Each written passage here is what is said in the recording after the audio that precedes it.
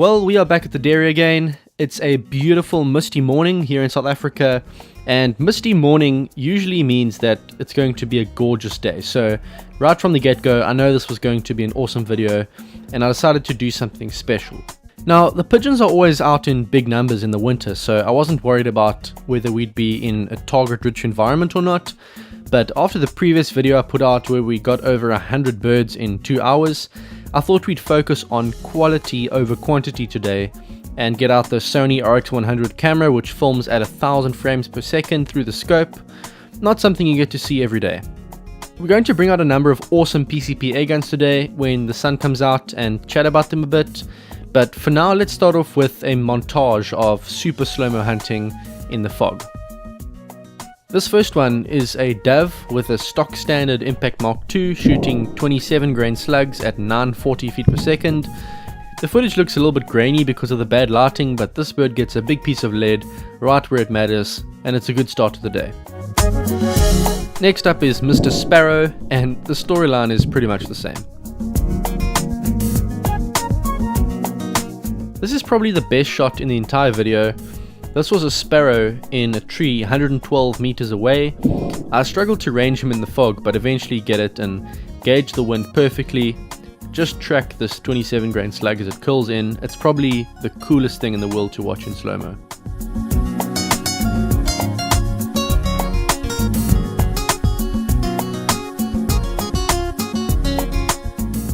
And it's the same story for this next sparrow, albeit from a little bit closer at 70 meters.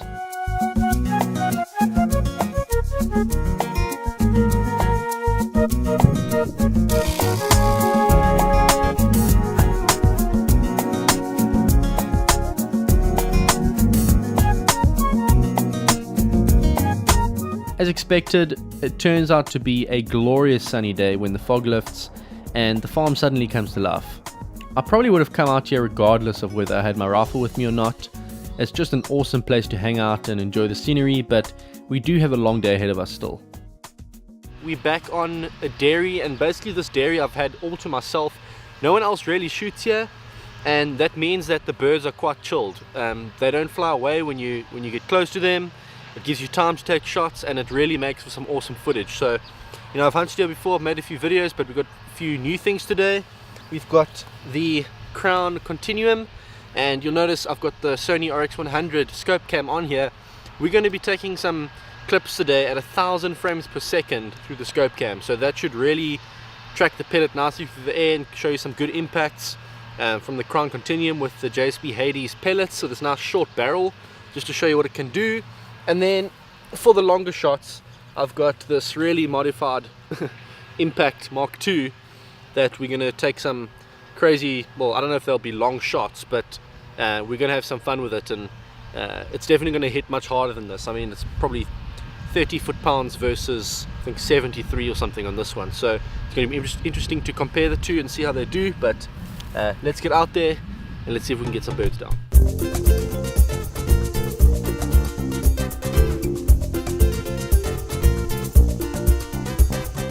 Okay, we're going to head back to the spot where I shot those 112 pigeons yesterday. You know, if we, right here, doves right here.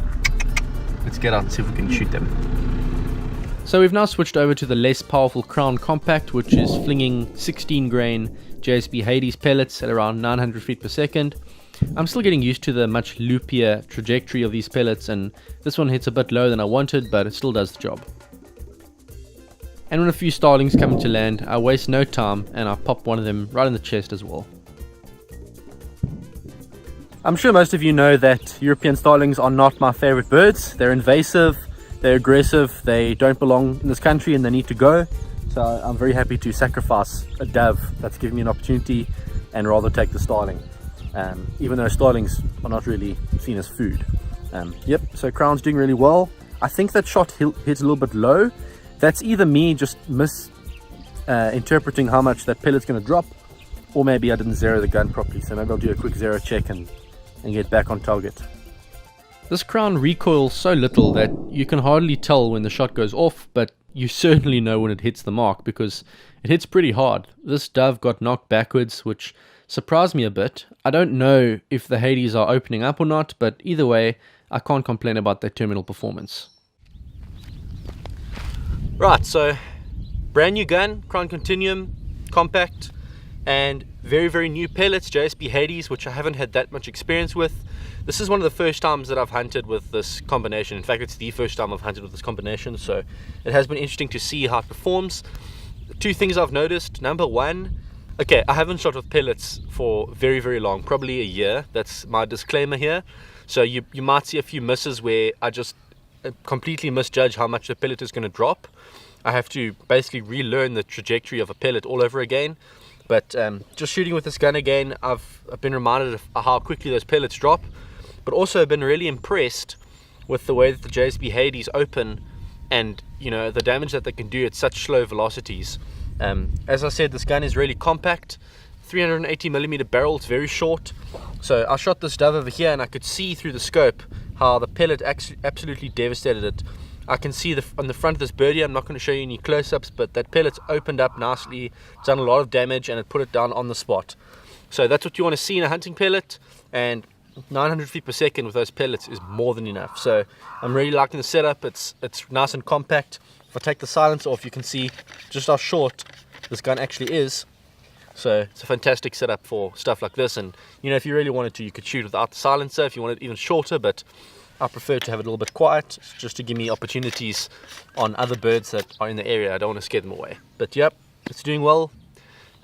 Putting doves down on the spot. I'm sure it'll do the same with pigeons. I'm going to try to get some pigeons now, and then we'll also take out the big boy impact for some longer shots and see if we can get some more pigeons down.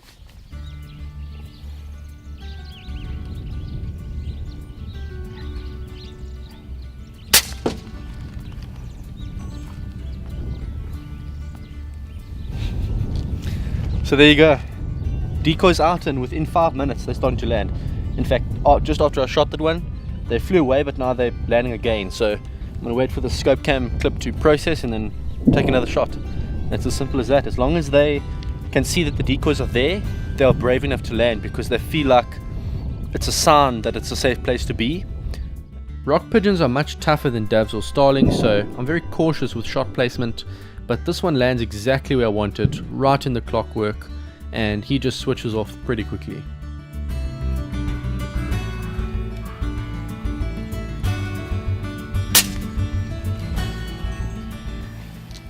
Another one down. This was just too easy from this distance. This must be 30 meters. Very, very easy. There's no wind today either, which helps a lot. So those pellets are probably going exactly where I want them to go. So, yep, they keep landing, so let's keep going for it.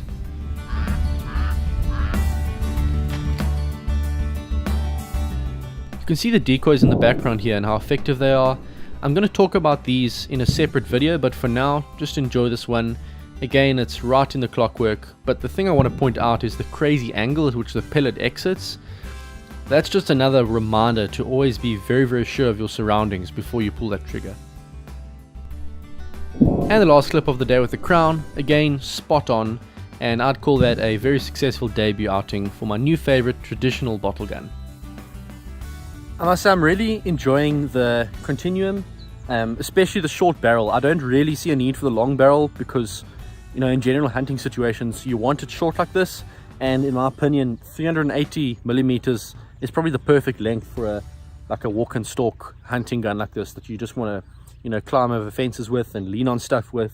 It gives me more than enough power. You can see how those birds are getting hit really hard with those JSB Hades pellets. I think I'm shooting like about 905 feet per second, which is more than enough. I'm reaching out there 50 yards, no problem, standing shots like this. So yeah, really enjoying this gun. I definitely like it more than the Crown with the 500mm barrel, and definitely more than anything longer than that. Yeah, my opinion is that shorter is better. Obviously you won't get as many shots per fill and you won't be able to push the power as high, but as I said, for walk and stalk hunting like this, you do not need anything more. So really happy with this gun. We're lucky today to have very little wind. This part of the country can get pretty gusty at times, so I could have actually continued with the Crown if I really wanted to, but as I've said over and over again, the impact is where my heart's at. Plus, I'll admit, I just way prefer hunting with slugs. There's just no comparison. My strategy now, just while I'm waiting for the birds to circle around, is to walk up and down these feeding areas, because the pigeons circle around and they land in random spots and they settle there. And what you want to do is you want to move around, take shots at them and get them moving so that they can spot the decoys from the air. There's no point having decoys out if they don't know that they're there. So I'm walking around, I'm trying to find a few birds and shooting off these fence poles, and every shot I take gets the birds moving and they end up landing at the decoys where I can set up on them again. So spot 1 or 2 here, let's see if we can get them down.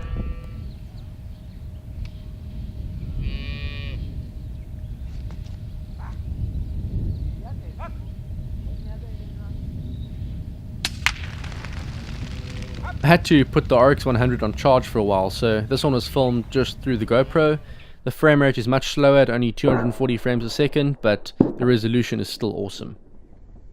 I do wait a little while for the RX 100 to charge up again, and then it's straight back to work with the 1000 frames per second goodness. I think these are our 27 grain slugs. I'm going to put them in. Get focused on one of these buggers over here. Let's get a nice close one, shall we?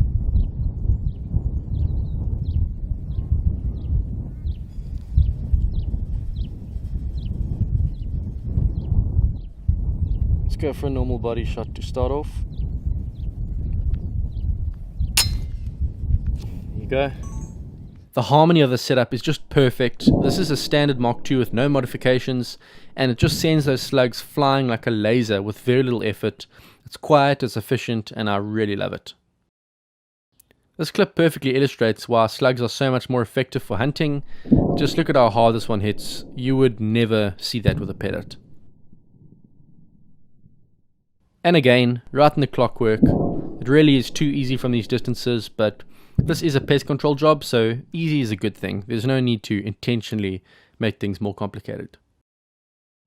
Now, while the video is recording to the scope cam, let's talk about this gun. This is my Impact Mark II. I've got 2 Impact Mark IIs, but this is the standard one. So this one hasn't got anything fancy going on inside like the other one does. This one's a stock standard gun in terms of the internals. So the power that's coming out of this gun is going to be the same as what you can get out of a standard Mark II. Out of a 600mm barrel, I'm shooting 27 grain slugs at about 935 feet per second, which is fantastic. I've got a Donny FL on the end. I've got a Crafton lipped rear rest over here with a monopod at the back. I've got a Sabre Tactical cheek riser, which is very necessary, I think, for the scope that's this high. And I've got a Nightforce ATAC on top, which is a scope that works very well with my scope cam. So in terms of getting clear footage, it's a good option. I see more pigeons down there. I'm sure this video is pretty much done by now. Yes, it is. Let's see if we can get a shot at 1000 frames a second on a pigeon at 60 meters. Gonna get in focus here, down there at 60.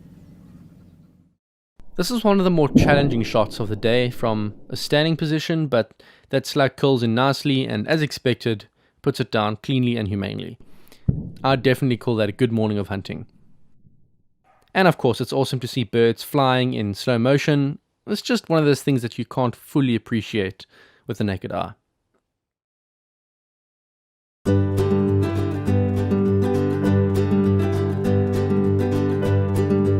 As we move into the afternoon, I decide to switch to my super powerful impact and take a few pot shots from the porch outside, and it works out pretty well.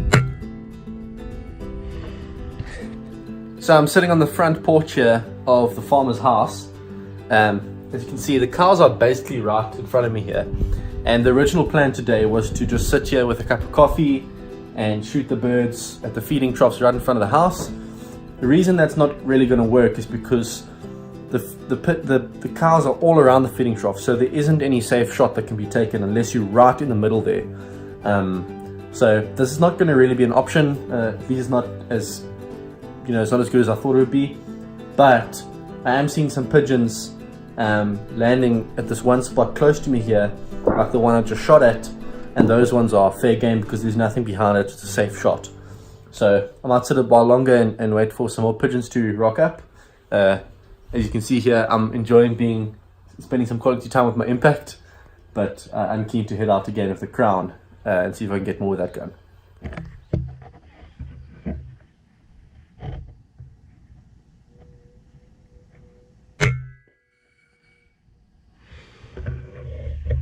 I'm not sure if you would have heard that on the scope cam footage, but that one got hit really, really hard. These 34 grain slugs are like little grenades that go off inside those birds. 73 foot-pounds, plus they're opening up on impact. It's a really good recipe for especially taking shots like this where you don't have a super steady rest and you need something that's quite forgiving. I know with these slugs, if I'm taking a shot on a walking bird and I don't get it 100% perfect, I know that I just have to get a small piece of him and he's going to go down very humanely. So yeah, really happy with that. We might get a few more. We do get a couple more to end the day. These were pigeons sitting on the roof of the farmhouse, but I switched to my Dreamline compact for this one, and the result was another 2 birds down. And that concludes this video, guys. I hope you enjoyed it, and there'll be more coming from the same farm. There are plenty of pigeons here still, and I have an awesome video coming where I continue to deal with this problem. If you haven't yet subscribed, please continue doing so, and I'll see you all next time. If you would like to see the extended version of this video and other extra content like old uploads that YouTube took down or early releases of upcoming episodes, head over to airgun101.com. You'll be able to find many other airgun content creators on the site and a safe place where we can build a community and help each other out. It's a real practical way of supporting content creators like myself without paying a cent, as the sponsors of the website help contribute towards the running costs of my channel. Alternatively, you can find me on other social media platforms, on my vlog channel, and on Patreon. Thank you so much for the support, and I'll see you on the next one.